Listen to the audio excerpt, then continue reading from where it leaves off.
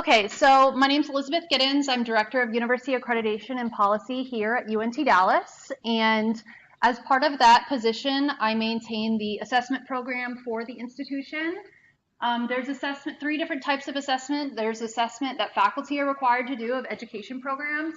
There's assessment that staff are required to do of administrative offices. And then there's assessment that staff are also required to do of student life type offices. So as a faculty member, and particularly as someone who's been assigned as your assessment coordinator for your education program, and when I say education program, I mean just any academic program here at UNT Dallas, whether that's a major or certificate. This is a presentation that's been made for you in terms of back to the basics of what the requirements are for assessment of education programs. So you have two different handouts. You have this actual PowerPoint, and then I've also printed out, made this just Word document of assessment terminology. I have a slide on the terminology, but I didn't want to go over all the terms all at once to just bombard you. So what I decided to do was make this Word document of terminology, and then throughout the presentation, I'm going to refer to the terms in case you want to, in case you're someone who also likes to have it handy and be able to read it at the same time. So the agenda for today's presentation, terms, I'm going to go over the big picture of assessment. So I have three different models that I've made to be able to explain how assessment works at UNT Dallas. As part of that, there's a difference between institutional learning outcomes, program learning outcomes, and then core student learning outcomes. There's a difference between core assessment and program assessment. There's a model of how this all fits together at UNT Dallas and how it aligns for our mission and strategic plan. Next, I'm going to go over how to fill out key sections of the form for the plan, as well as examples. So as you know, the deadlines to submit your assessment plan for 18-19 was yesterday, so I have some really great examples that I can refer to of some programs that are doing some things on the forms really well. Next, I'm going to go over the deadlines of when results are due, and then I'm going to go over continuous improvement. Lastly, I'm going to go over an update on the core assessment at UNT Dallas. Again, what we're talking about today is program assessment. We are not talking about core assessment, but I do want to give you an update on those, what's happening for core assessment right now. Lastly, I already said this, but I'm just saying it again for the folks in the room that just entered. I am video recording this presentation. This presentation is about 45 minutes long, so there'll be about 15 minutes for questions. So if you can just save them to the end, that way we can get through all the material as well as we can make sure that people don't have to listen to, random voices on the video. So let's go ahead and get started. So here's the terminology. It's the exact same as this Word document that you have right now. Some terms that I want to go ahead and go over right now to get started are terms 1 and then 2A through C. So what is assessment? Assessment is the systematic process that 1, defines student learning, 2, collects information on student learning, so essentially how the students are doing, and 3, uses that information to inform decisions that affect student learning. So there's 3 steps that are happening with assessment. Next, in terms of learning outcomes, there's 3 different types of learning outcomes. There's institutional learning outcomes. So that's a written outcome of something all students should be able to do when they graduate from UNT Dallas. So all of our students, regardless of their program, regardless of their major, regardless of where they're at, they should all be able to say, when I graduated from UNT Dallas, I received this type of education. And this is what I can do. Program learning outcomes, so that's a written outcome of something all students should be able to do when they graduate from a particular major or certificate. So outcomes for an education program are going to be different than outcomes from a sociology program, are going to be different from outcomes from a business program. And then core student learning outcomes. So this is a written outcome of something all students should be able to do when they complete a particular course at UNT Dallas. So again, I'm just right now going over those 2 terms, and then throughout the rest of the presentation, I'll go over more. So, first big picture that I made to be able to describe how this works is we have institutional learning outcomes, and those were decided by our strategic plan. So a few years ago, there was a group that decided them. I know Dr. Ballas was on that committee. I'm not sure who else was on it, but I know that it was quite an extensive list of people who were on it. And these were the 5 institutional learning outcomes that they thought, we want all UNT Dallas students to be able to do these things when they graduate. Then there's the program learning outcomes. So that's why we're here. So we're here to talk about what you want your students to do when they graduate from your major. Now, every single program at UNT Dallas should have a couple of the institutional learning outcomes trickle down into the program learning outcome. The form that I made, the assessment plan form, calls for at least 2. So at least 2 of the institutional learning outcomes should also overlap with a program learning outcome. And then last are the course SLOs, the course learning outcomes. So the program learning outcomes then go further on down into course learning outcomes. So they make the program learning outcome materialize, because this is when the learning is actually occurring in the classes. So this is a visual of it trickling down. I hope that's helpful for you. Another visual is the difference between core assessment and program assessment. See the 2 circles? They are completely separate. Anytime that you and I have been meeting one-on-one, we are only talking about program assessment. We're not talking about core assessment at all. So program assessment is required for a SAC standard 8.2.A. So the form that I made, that plan, the information that you fill out on that form can be used for SACS reports for 8.2.A. Okay, core assessment is completely different. Core assessment has a totally different SAC standard. It asks for different things. It's also required for the THECB. So THECB has their own type of objectives that they want us to be able to do with the Texas core curriculum. That's completely separate. So if you are still confused at all in terms of program assessment and core assessment overlapping, know that they don't. Now that I said that, let me show you this visual. Now, you can overlap them if you want, but it's not recommended. So it's possible what you'll do is we have a list of core classes, and it's possible that you might choose a class from the core that's also part of your major, and an assessment for the core lives in that class, and an assessment for your program lives in that class. It's possible that you do that. It's not likely. It's much more like this, where it's 2 totally separate things. And the reason for that is because generally most of the classes for the core are lower level classes. They're freshman and sophomore level classes. So there's no point in adding a program assessment in lower level classes, because then you end up assessing all of these students that don't even end up declaring it as a major. So you're wasting your time embedding program assessments into core classes. Now, it's possible that there's that overlap, but again, majority of the time it's like this.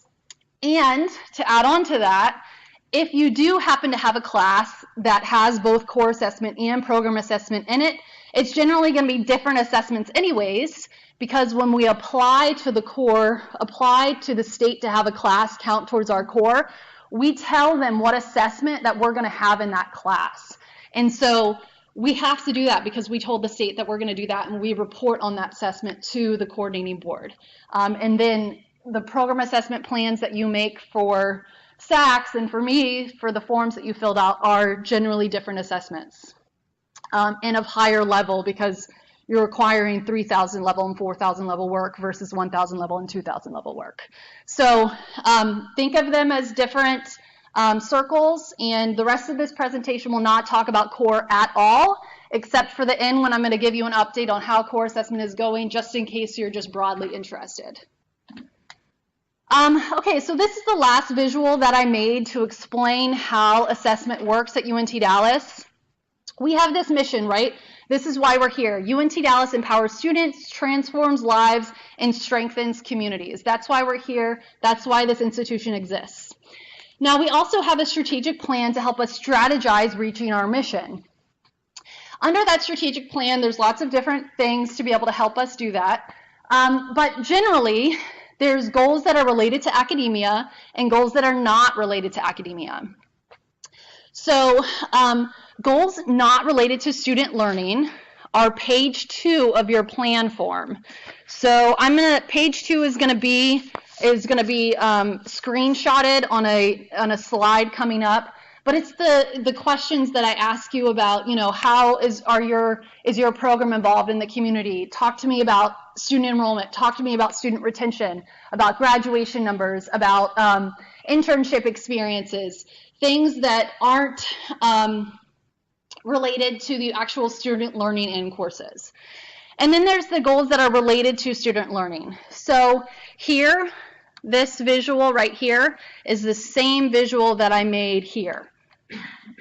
So we have these ILOs bleeding down into PLOs, bleeding down into the course SLOs, and our core assessment is completely different. Now on the other side, we have goals not related to academia as part of the strategic plan. Staff take care of these as part of their assessment process. So like I explained earlier, staff are required to do assessment as well. So that's when they take care of measuring those goals and how we are performing with our strategic plan and therefore helping us reach our mission. So I hope those 4 visuals helped you. Now what I want to do is go ahead and start going through the form. So let's just start at the top. You've all seen this form. I know you love this form. It's your best friend. No, I'm just kidding. We want this to work for everyone, so if you have any comments on the form and how we can make it better, I'm all ears. But let's just start at the top, and we're going to go through some of the key areas. So the identifying information is just obvious. Ask you what your program name is. The program mission, that's where you write your program mission. I know some of you didn't have one, so I appreciate you working with your faculty to get one written. And then the last question on the page is ask, how does the program align to the mission goals, the institutional SLOs, the QEP system goals? So this is the page 2 that I was referring to that talks about right here, goals not related to student learning, page 2 of form. So this is the screenshot of that. So this is a page 2 that's blank. So the source here says our mission, our vision, our goals, our values, strategic plan goals, system goals. And then on the 3rd column, you explain how your program aligns to those goals. And then in the 4th column, your measure or target so you know if you're performing well. So these are some examples that were turned in that I thought were good that I wanted to highlight. So from page 2, from the hospitality management program, the second one, it says HM has partnered with local high school to create early college high school programs. So that's how they say that they're rooted in community. And they're estimating that 25 students in the first year will begin this program. So that's how they measure whether they're being successful or not.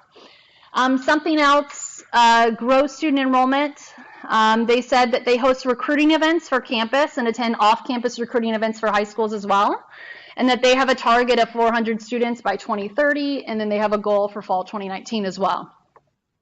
Also, another goal, another row that they filled out that I wanted to highlight was their alignment with CRED. So they said majority of their courses have a component that requires students to shadow or perform in a live hospitality operation, and that all students will graduate with at least one of these experiences when they graduate from the hospitality management program.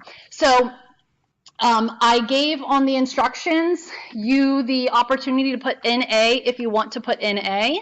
You can put NA on some of those. But if you can think about how you align to the overall big picture for the institution, then please put it there. Let's see, next, this was a good example from political science. I know it's a little small. Let's see, a few that I wanted to go over. The 5th one, recruit and retain faculty. They said that the political science program recruits and retains experts in political science. They seek full-time and adjunct faculty who have substantial experience in government or political campaigns. to use that information to develop new upper-level courses. And then for their measure and target, they said 75% of political science faculty will have terminal degrees, 75% of full-time faculty will have practical experience in politics and government, 50% of adjuncts will have practical experience in politics and government.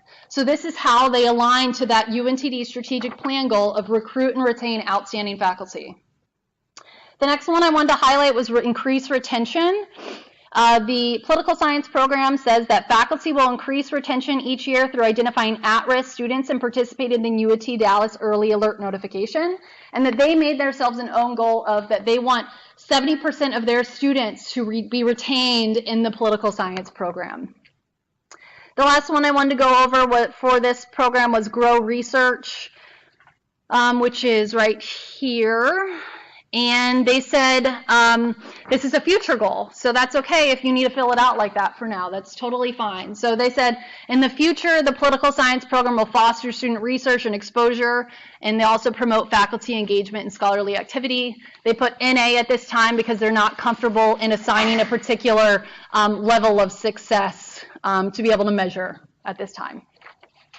So those are some great examples from page 2. Again, let's save questions till the end, but if you have any questions so far, feel free to go ahead and just jot them down, and then at the end of the presentation, we could talk about particulars.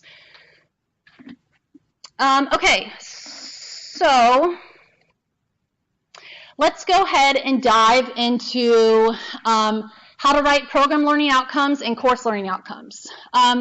So terms to go over again, back on the Word document. Let's go over 2B and 2C again, just for the sake of being sure that we're communicating. So 2B, a program learning outcome. This is a written outcome of something all students should be able to do when they graduate from a particular program, be that a major or certificate at UNT Dallas. A course learning outcome. This is a written outcome of something all students should be able to do when they complete a particular course at UNT Dallas. When you're deciding what you want your program learning outcomes to do, you should decide these based on peer and aspirant institutions. You should decide them based on professional associations, licensure requirements. I know that all of you have PhDs in your field, which is awesome. It means you're the experts in your field, but it's great anytime that we can compare ourselves, benchmark ourselves to external bodies. We further validate the institution and our worth. So to be able to do that, this is a great opportunity. Program learning outcomes are more broad because it's what you want your students to do when they graduate. So you're trying to wrap up everything that happened to them during their major experience, how you want them to be able to leave when that happens. And then the course learning outcomes are more specific, they're more incremental. You can't expect students to be able to have the same outcome in one course as they do over a 2-year span in a major. So, so they're different. So I had 2 videos to go over how to write program student learning outcomes, and then how program learning outcomes can be further divided down into course learning outcomes, because it goes back to that visual that I have of the pyramid, that you have institutional learning outcomes, program learning outcomes, and then course learning outcomes. So let's go ahead and watch those 2 videos.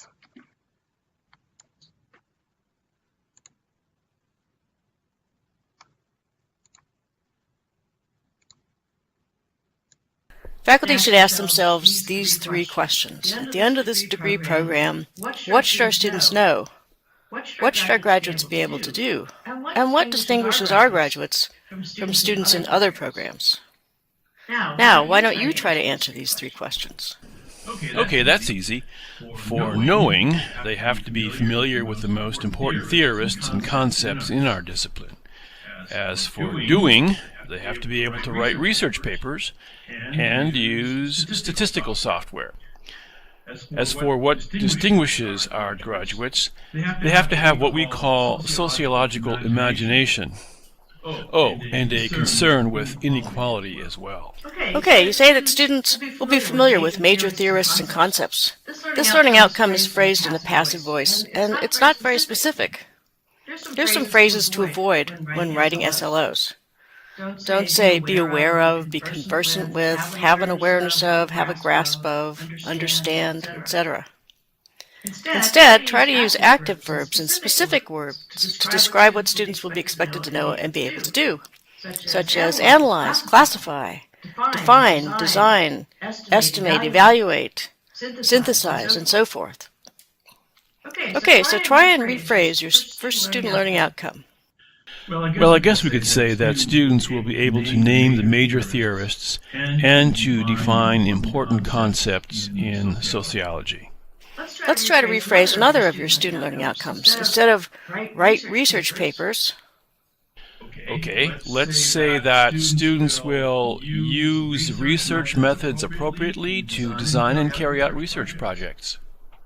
very good.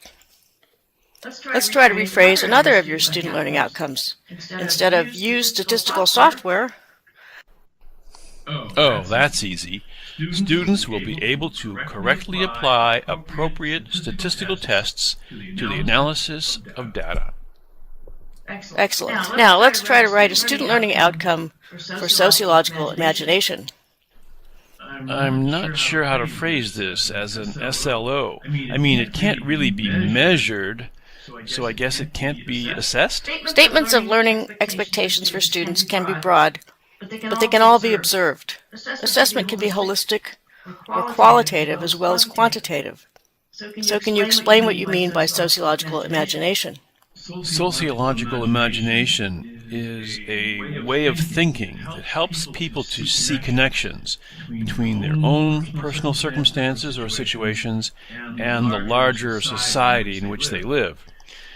So we could say that students will be able to articulate and apply sociological imagination to make sense of people's situations. That leaves only the last SLO, ethics. Okay, students will be able to identify situations of inequality and describe the implications of potential actions. Okay, perfect. Let's recap the SLOs that you have developed. Okay, I think we have 5. Okay, they're just going to reset everything they just said. But you can see that the writing student learning outcomes is an art.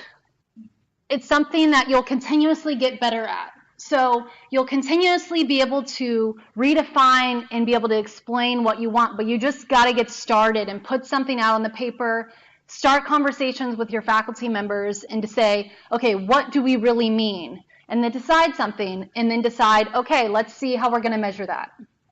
To be able to, for students to show us that they can do what we say that they can do. So that's one video I want to show you. I want to show you another video about the levels of learning. So going back to the PowerPoint, we have our program learning outcomes, which are broad. And then underneath them, we have course learning outcomes. And course learning outcomes are more specific. And they generally have different levels. So when you have a student coming in fresh as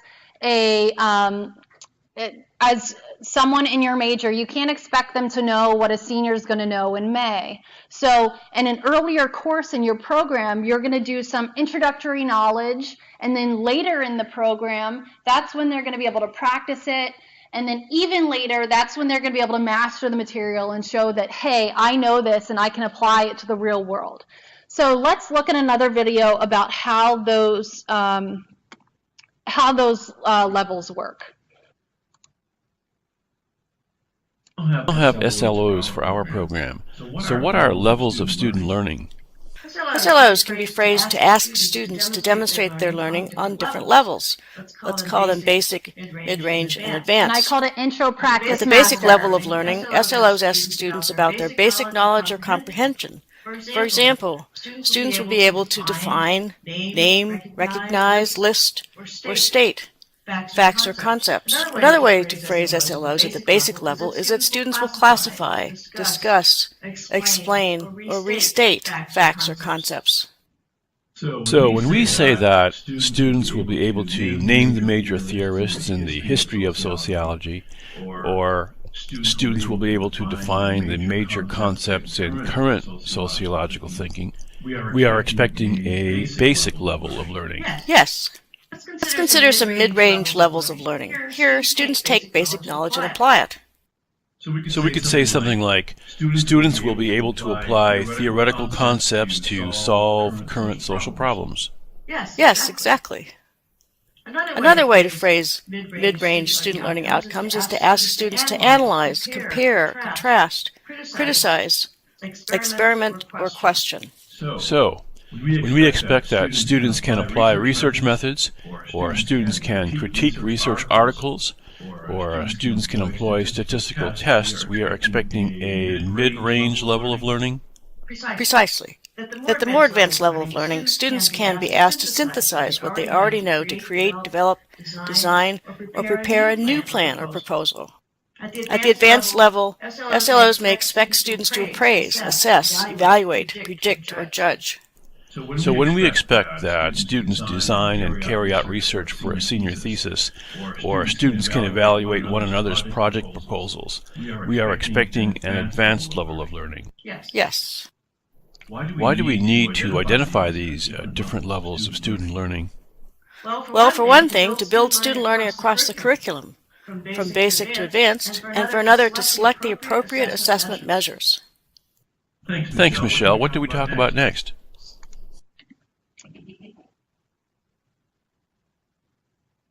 So let's see.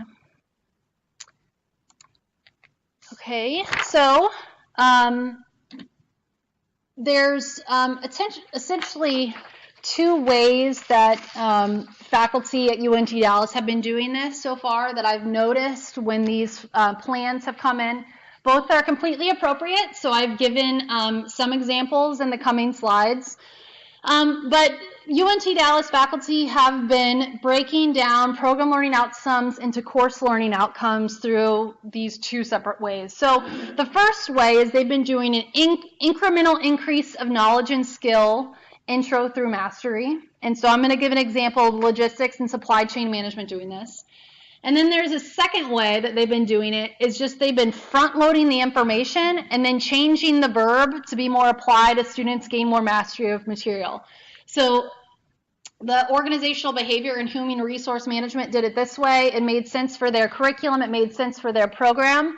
So when I show you these examples, it'll make a little bit more sense what I'm talking about, but I just want to say that either way is appropriate, either way is fine. However you want to write your program learning outcomes and have them drill down to course learning outcomes is appropriate. So the first way, so this was a great example from logistics and supply chain management. So let's look at number one. So they have this broad learning outcome. When a student graduates from the logistics and supply chain management program, their program learning outcome is students will be able to gain insight into analyzing business data, critical thinking, and solving supply chain problems. That's something that out the door when they graduate, they think their students should be able to do. Of course, you can't ask them to do that right away in M1 course, right? That's way too much information. So they broke it down into A, B, and C. They introduced the material, they practiced it, and they mastered it in 3 different courses. So in the first course, in this LSCM 3960, that's when they reviewed and analyzed business cases. In the next one, they solved supply chain problems. And then in the third one, they formulated a mathematical model to supply a supply chain problem. So it incrementally got harder. By the time they mastered it in LSCM 4860, those faculty said, hey, we feel confident that our students are able to meet this program learning outcome. Another one that I wanted to highlight was number 4. Their program learning outcome is students will be able to implement appropriate research methodology to improve supply chain decision-making process. So first, they just want them to name major issues impacting supply chain management. To practice it, they want them to choose the right research methodology to solve a problem. And the third is they want them to write a research paper. When they write that research paper, that faculty feels confident that their student is able to do that program learning outcome, and they feel confident in them when they're graduating from their program. So that was the first way that I talked about, this incremental increase of knowledge and skill, intro through mastery. A second way that programs have turned in their PLOs, breaking down into course SLOs, is through the front-loading the information and then changing the verb to be more applied as students gain mastery of material. So this was the way that the Organizational Behavior and Human Resource Management program did it. They felt that this was most appropriate for their program. So they made this program student learning outcome. Let's see just the first one. So OBHR students will demonstrate knowledge and understanding of the functional areas of human resource management, and then they list all of what those functional areas are. The course SLOs they broke down. You can see that the course SLOs for every single one of those courses, this Management 3860, 4300, 4790, it's the exact same sentence except they changed the verb. So students will be able to identify the key concepts and ideas, then students will be able to analyze the key concepts and ideas, and then students will be able to integrate the key concepts and ideas. So they felt like when they're entering my major as the first semester of their junior year, we can only ask them to identify, but by the time that they're a senior and they're graduating in May, we expect them to be able to integrate this information that they've had all along. So either way is appropriate. It's what makes sense for your curriculum, what makes sense for your students. This is about the students. Okay, and then the last way was a blended way. So the BS in Criminal Justice program, they kind of liked both ways. They liked the way that the Logistics and Supply Chain program did it. They liked the way that Organizational Behavior and Human Resource did it. So they kind of mixed. On theirs, Policing and Corrections, their 1 and 2, I kind of thought that they followed the second way. And then on their 3rd, 4th, and 5th ones, I kind of thought that they followed the first way. So I'm giving you these different examples to show you that student learning outcome writing is an art. So make it what you think it needs to be. Base it based on externals, external associations, licensures, accrediting bodies, anything that makes sense for you, but you can make it how you want. This is your program, you're the faculty, you own your curriculum. Okay, so next, let's go over the assessment piece. So now if we go back to our assessment terminology Word document that I've made, we're going to talk about 1, 2, 3, 4, 5, 6 different terms. So we're going to learn a lot on this slide. So let's go over the terms first. So 6, when I refer to a measure, and in this, on this screenshot here, this is the 4th column, a measure. This is just a task or assignment you want students to complete. So are they doing a paper? Are they doing a presentation? Are they doing group work? What are they doing? What is the physical thing that you can get from them to be able to see how they're performing? Next one I want to go over is number 7. It's the target or benchmark. So this is the point at which you say this is okay. It's the proportion of students in your class that it should achieve that minimally accepted this is okay. So not all your students are going to be A students, not all your students are going to be F students. Similar to grades, assessment is the same thing. Not all your students are going to be awesome on the rubric, not all your students are going to be terrible on the rubric. They're going to be somewhere in the middle. It's the point where you say this is okay. So I cannot tell you what that is. I do not know your students. I do not know your data. I'm happy to look at your previous information that you have submitted and help you decide your targets if you feel like you need help. But there's really not a magic way to do it. It's just knowing your data from previous years and deciding, hey, last year we thought 70% of students in the class would be able to score 3 or higher on the rubric. Let's say the rubric had 5 indicators or 5 levels or something. So maybe last year and the year before, they blew that out of the water and 80% of your students did that. So there's no point in having this low 70% threshold anymore, this target of 70%. If all of your students are doing 80%, let's shoot for the stars. Let's make it 85%. But I don't know your data, so I can't tell you what that number should be. So again, when you're setting your targets, there's not a magic way. Just consider asking yourself, is this okay? if students met this, would I feel comfortable with them being prepared? So, so decide that. Let's see. Next term 8, what I wanted to go over, 8 and 9, formative assessment. So these are measures that occur earlier in the program and can be used to inform the learning process in order to modify teaching and learning and activities to improve current student attainment. Basically, formative assessment is anything for programs, is anything that's introduced or practiced as a rule. Because when you turn in these results, you're going to turn in these results, we'll talk about deadlines later, but let's say that they're due in May.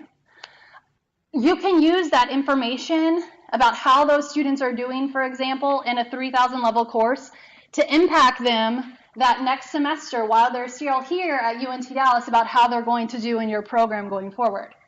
It's different than a summative assessment, and a summative assessment is the 9th term. This is a measure that occurs late in the program and can serve as a final way to measure if a student met the program learning outcome. It can be used to inform the learning process in order to modify teaching and learning activities to improve future student attainment. So when you have a student graduating from a capstone class and they're going to graduate in May 2019 and you review these capstones and you say, hey, this student did really terrible, or this cohort of students did really terrible in this particular piece, they're graduating anyways. They're out. So make use of the data, but it's going to be for future students in your program. So that's really how they meet up, is that intro and practice are formative, and then summative is something that happens in the mastery. Excuse me. Okay, what's the next one? I need to go over action plan. So findings and analysis, just as your data. Action plan is a written summary of what you plan to do based on the data. So if your students aren't meeting your particular target, how you plan to adjust what you're doing. You might need to adjust your lecturing or some sort of teaching that you're doing in the class. Maybe you notice that all students aren't doing so great on one particular topic, so you need to adjust that going forward. You might need to make a whole new class. So you might go to the curriculum committee and start another class. It might be that you have several sections of a class, and 3 of the sections are stellar, and they're doing awesome. All the students are meeting the target. The last section's not doing so great. It could particularly be the faculty member. Maybe the faculty member wasn't effective. So maybe your action plan is to send that faculty member to some training so they can get better. So the action plan is going to differ based on the data. Proof of implementation of action plan. This is the 11th term. SACS requires that this is what they call closing the loop, and they want proof that we're closing the loop. So when I write up a report about how you're using assessment, they also want to show proof that you implemented these action plans. So if you said you're going to send faculty to that conference, I need conference registration that I can link to it. Or if you said that you're going to start a new class, I need the curriculum form to be able to link to it, showing proof that we did what we said we were going to do with these action plans. So I know we haven't had a cycle of results coming in yet, so this hasn't been something that I've been talking about yet, but I do have, I plan on every few months, maybe quarterly or so, is me following up with the program coordinators and assessment coordinators and asking, hey, you said you were going to do this, can you send me any sort of documentation that you have? That way I have it when we submit reports. Okay, so let's also talk a little bit about, let's backtrack and talk a little bit about these measures. So how to decide your measures. So if your student learning outcome is something about knowledge, so you just want them to have this blanket information, consider a test. It can be a full test, it can be just a test question. If it's something about thinking, maybe consider an essay or a project and have some sort of rubric to be able to measure how they're thinking. If it's about performance, a presentation or a field experience might be appropriate. If it's about attitudes or values, maybe consider a reflective writing piece. You might also consider a published instrument. I really love these if you have the opportunity to, if you have the funds to do it. as part of your program. If you can use ETS, Educational Testing Service, they have so many tests out there for particular majors. This is up to you, so don't do it if you don't want to. But I'm just offering this as an idea. Then consider using an external measure to be able to have for your particular student learning outcome. Okay, so here are some examples. This was a great example in the public health program. So they had a program learning outcome of communication. They explained where that one was going to live. They said the course SLO that helps us meet up to that program outcome. So these students are going to kind of convey information, and they said that they're going to do that via research paper. And they said 90% of the students are going to score acceptable or above on the rubric. So they decided to make a rubric for this research paper.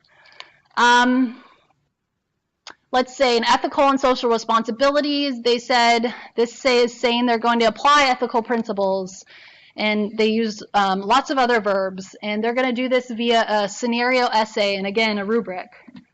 Great example from accounting and oral communication. They're going to have, and it's also about teamwork, they're going to have their students complete an audit case, and they're going to have a rubric about teamwork and oral and written communication.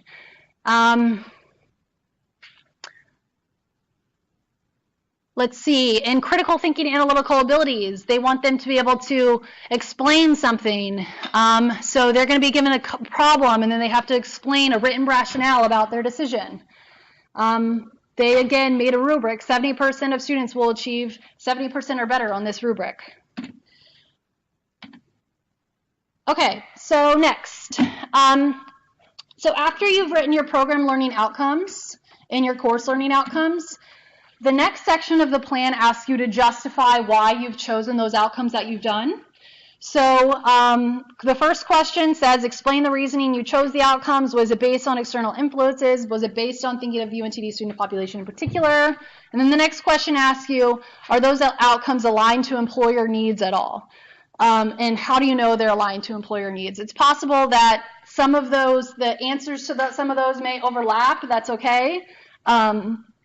Especially if you're basing on external influence, maybe like an association or something. So let's watch one more video. And this kind of sums up the student learning outcome section. Know what student learning outcomes are and some of their uses.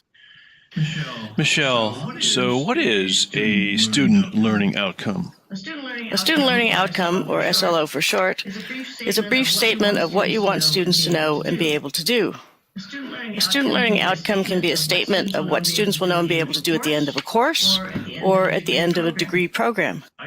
I understand course-level student learning outcomes. I've got them in my syllabi. But why do we need degree program-level outcomes? Degree program-level outcomes are needed so that everyone is aware of everything that the students will know and be able to do by the end of the degree program. Who sets the student learning outcomes? Faculty who are responsible for the program establish the student learning outcomes. You, as faculty, are expert in the discipline, whether it's English, biology, or engineering. Where can I find examples of student learning outcomes for my program? You can look at similar programs at other colleges or universities. Your national association may suggest SLOs. You can refer to your campus general education program's learning outcomes. If you're in a professional program, the accrediting agency will have SLOs. You can invite interested parties to discuss SLOs, such as alumni, your advisory board, employers, or faculty from master's and doctoral programs. You can also survey experts. But how many student learning outcomes should a degree program have? There's no magic number that will be right for all programs. Try looking at the SLOs of other similar programs to see if there seems to be a typical number.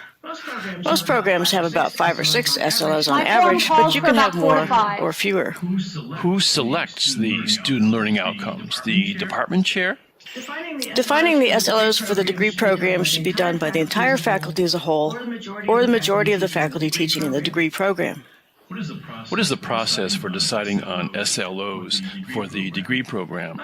Most faculty identify with their individual courses or their specialty more than with the complete range of knowledge and skills over an entire degree program. So it may take a couple of faculty meetings, perhaps a half-day retreat with assistance from an experienced facilitator, or attending an assessment workshop. What can we do with these student learning outcomes once they're decided on? Well, for starters, you can post them on your department or degree program webpage. You can put them in the university catalog, or you can include them in your promotional materials.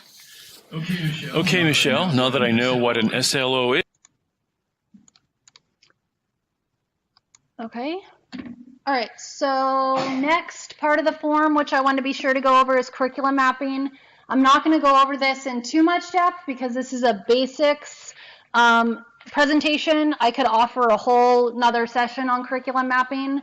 But this essentially, curriculum mapping, what I ask you to do is essentially this should mirror what this looks like. So what you've said here about where you introduce, practice, and master your material should be part of your curriculum map. Now, I put several different types of curriculum maps for you to choose from on the plan.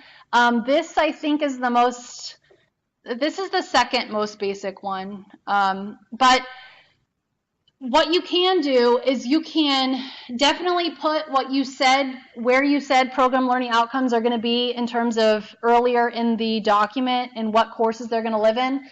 But if you also want to go ahead and add additional, like maybe they practice it multiple times, so maybe you're just going to, for the sake of SACS, COC, you're just going to measure it one time. So maybe there's going to be multiple opportunities for practice, and you just kind of want to know that in your head. But the benefit of having it in an illustrated format is that you can start to see if any SLOs are missing in Introduce, Practice, Master. Or you can maybe realize that some classes should have prereqs that they don't right now. So maybe that would be something that you're going to do. Or maybe it's just a way for you to better be able to manage your faculty adjuncts, to be able to make sure that they are doing what they're supposed to be doing in terms of the leveling. So there's an optional video to watch on your own time if you want to on curriculum mapping. Again, this is a more complex than just the basics of assessment, and I could offer a totally different session on it. But if you want to watch that video to learn a little bit more details about curriculum mapping on your own time, you're welcome to do that. And the term I'm supposed to go over right now is number 12.